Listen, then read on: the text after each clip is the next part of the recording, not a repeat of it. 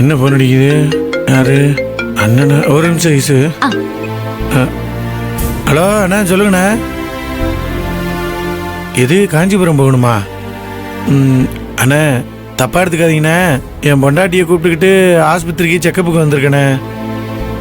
ஆமாண்ணே, நான் கூட உங்கள்கிட்ட சொல்லிட்டு தானே நேற்று கிளம்புனேன். அண்ணே நான் இப்போ தானே ஆஸ்பத்திரிக்குள்ளேயே வந்திருக்கேன், உடனே எப்படின்னா வர முடியும்?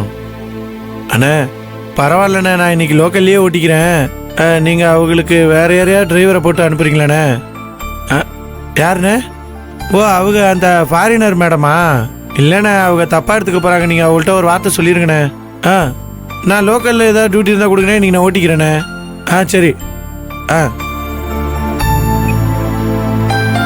என்ன சின்னையா, மருதாண்ணா என்ன சொல்றாரு? அது ஒன்றும் இல்லை ஈசு, அந்த வெளிநாட்டு மேடம் இருக்காங்கல்ல, அவங்க காஞ்சிபுரம் போகணுமா. மருதண்ணே இப்போ வரியான்னு கேட்டாரு. நான் இல்லைண்ணே, நான் இப்போ வரல, வேற யார் வண்டியை டியூட்டி போட்டு அனுப்புங்கன்னு சொல்லி சொன்னேன். போனால் உன் வண்டியில் தான் போகணும்னு சொல்கிறாங்கன்னு சொன்னார் அண்ணன்.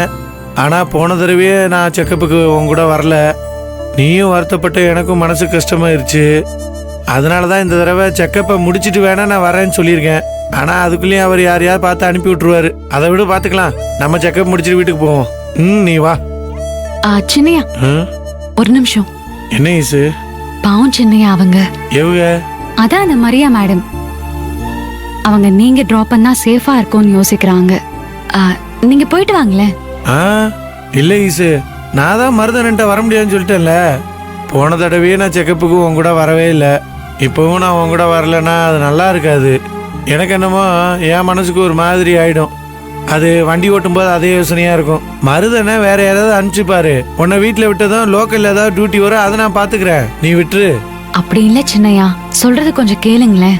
நான் டாக்டரை பார்த்துட்டு ஆட்டோ பிடிச்சி வீட்டுக்கு போயிடுறேன், ஒன்னும் பிரச்சனை இல்ல. நீங்க என் கூட இருந்து என்ன பண்ண போறீங்க? நீங்க போய் அந்த வேலையை பாருங்க. என்ன ஈசு நீ இப்படி சொல்லிட்டு இருக்க? நான் சொல்றத கேளுங்க.